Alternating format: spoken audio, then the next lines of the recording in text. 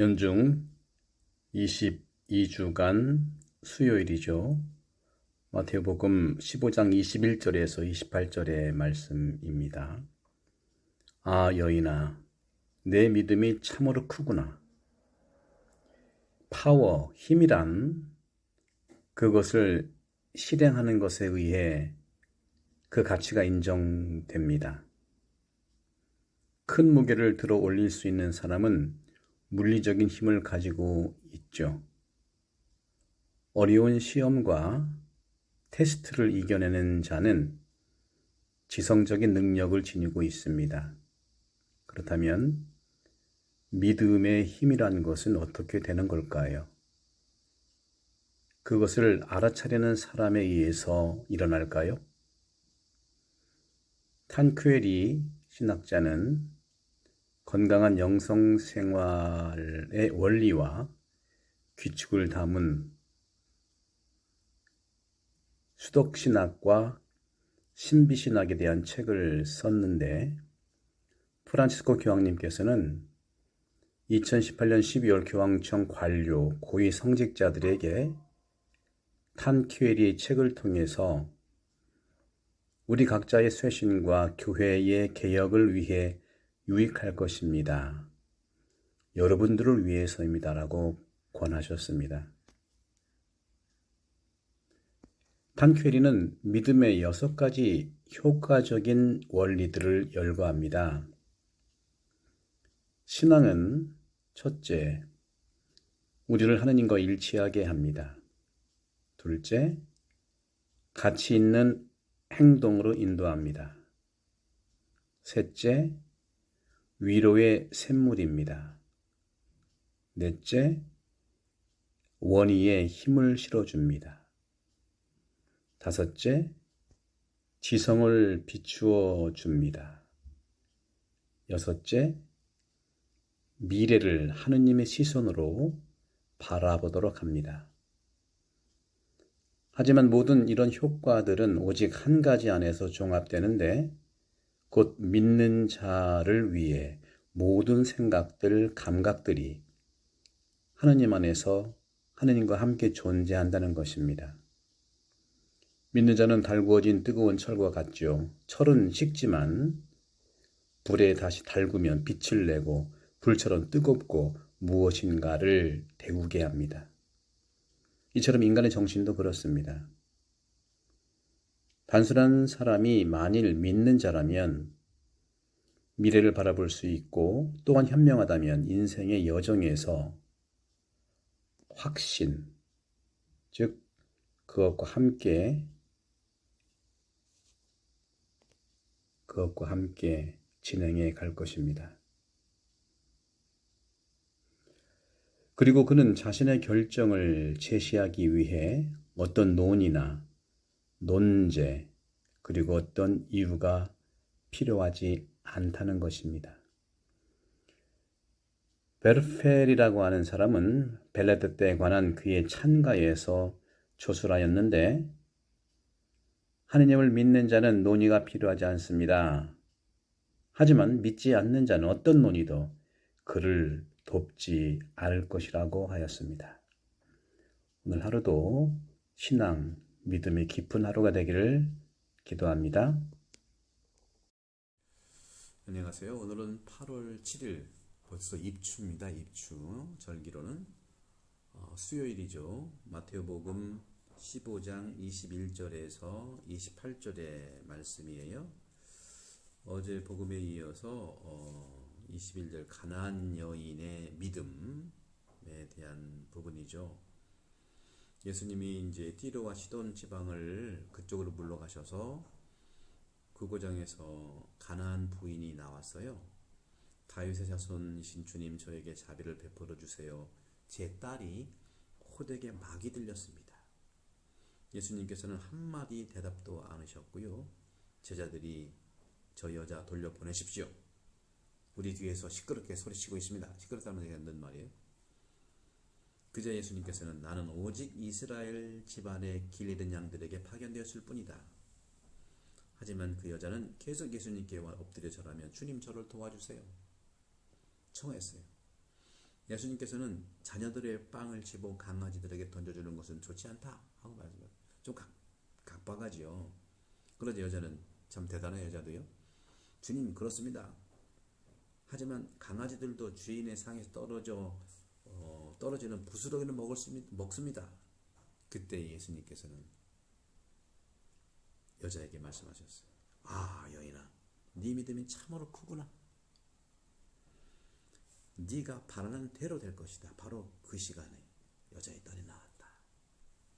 가나안 여인의 딸을 고쳐주시잖아요. 띠로와 시돈 지방으로 가셨는데요. 본래 이 가나안 지역에서 사는 가나안 여인은요, 원래 이교도로 남아있던 팔레스타인 국가 출신이었죠. 유대인들은 그들과의 관계를 가져서는 안 되었어요. 가혹한 이유는 바로 종교적인 이유 때문에 그렇죠. 유대인들은 외국 민족과 접촉하면서 이스라엘의 하느님에 대한 믿음을 잃어버린 것이라고 얘기하는 거죠. 이 여인을 향한 예수님의 태도는 두 가지예요.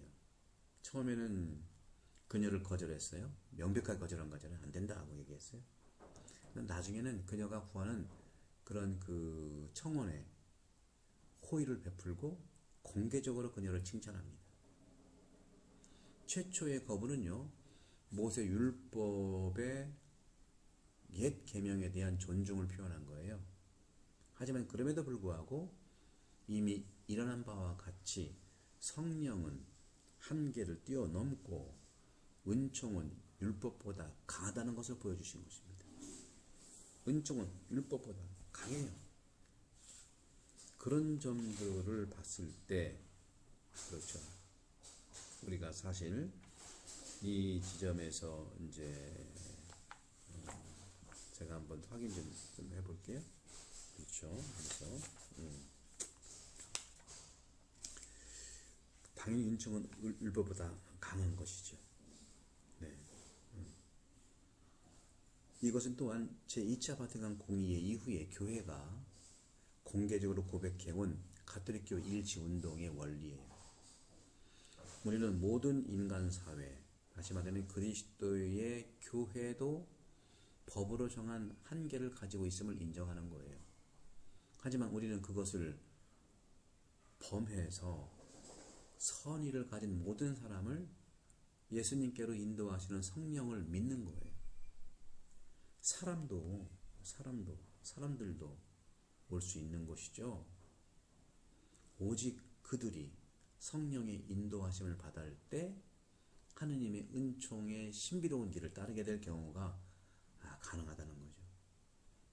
하느님 은혜의 신비로운 길을 따르게 될 경우에 가능한 것이죠. 그런 점에서 주님 저에게 자비를 베푸소서, 주님 저에게 자비를 베풀어 달라는 이 여인의 간절한 청원, 그렇잖아요.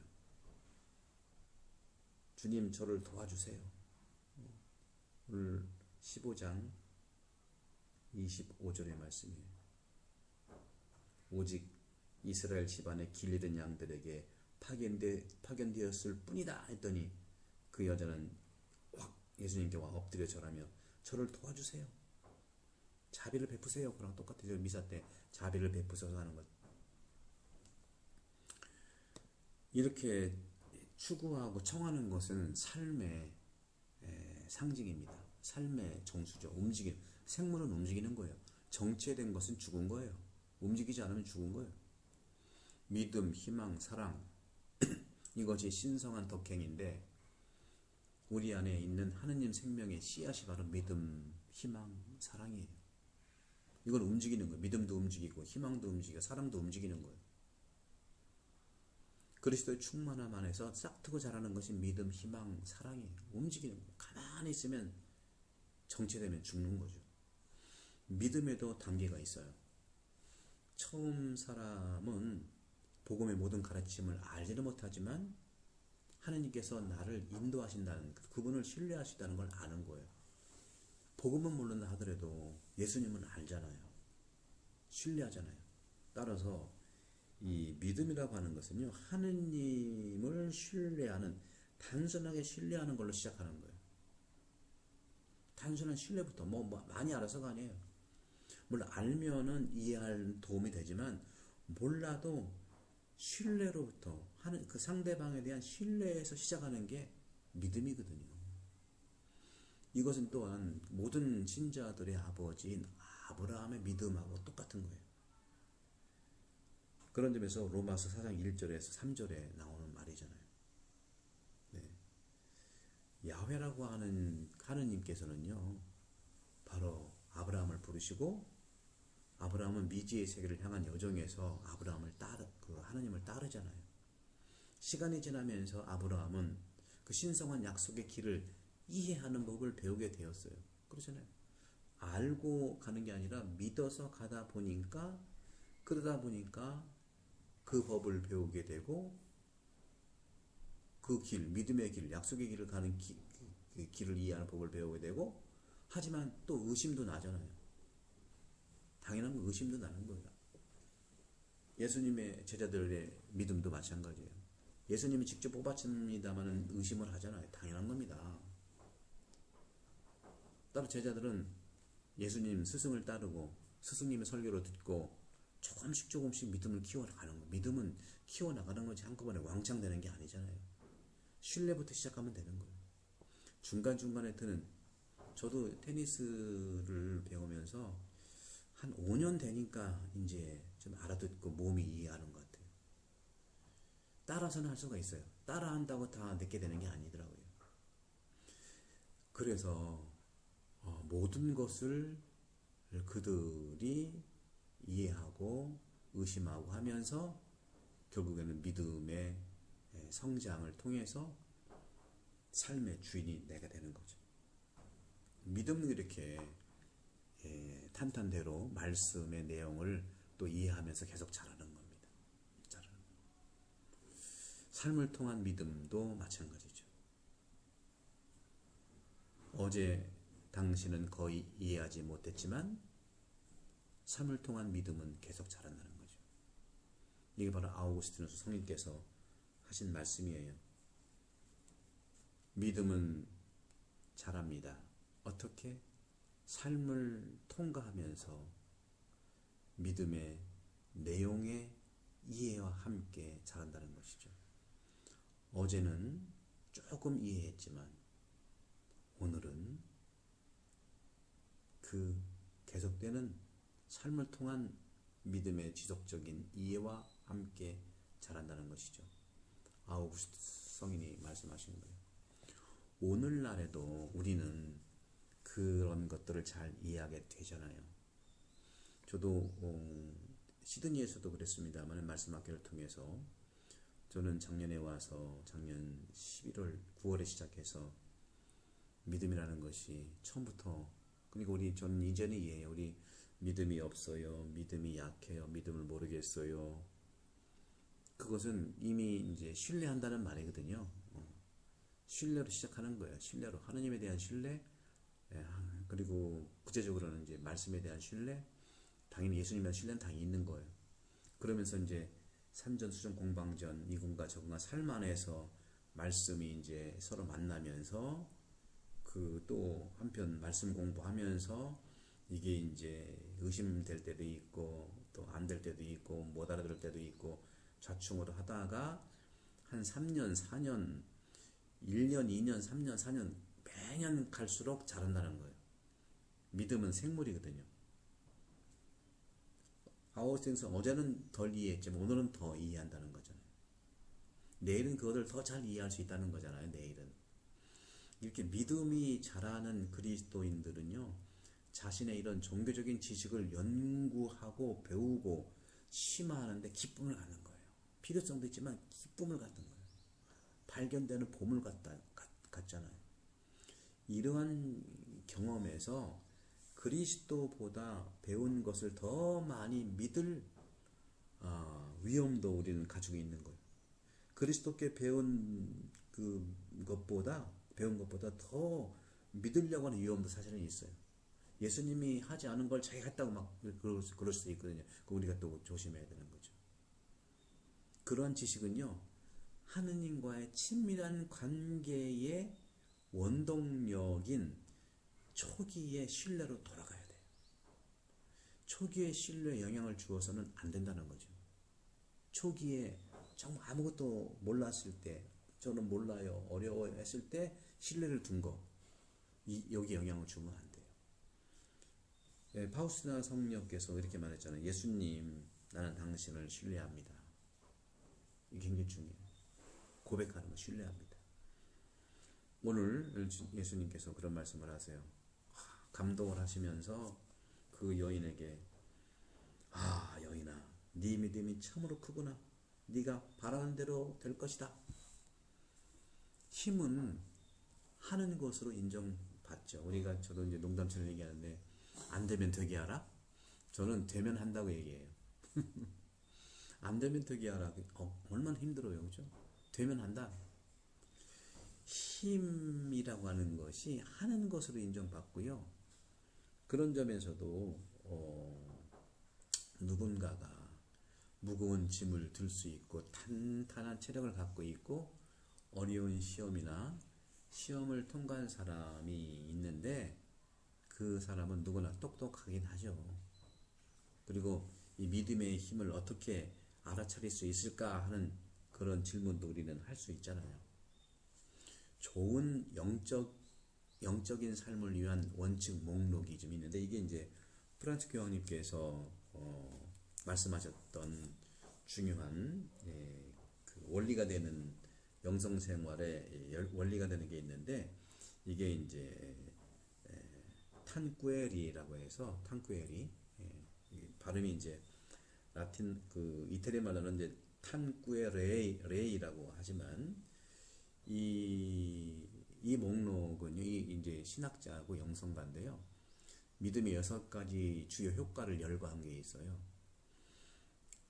신앙은 우리를 하느님과 연대시킨다는 것이죠. 공로가 있는 행위, 그리고 위로의 원천, 의지를 강화시키는 것. 이런 부분들을 탄쿠에리는 말을 하고 있는 거예요.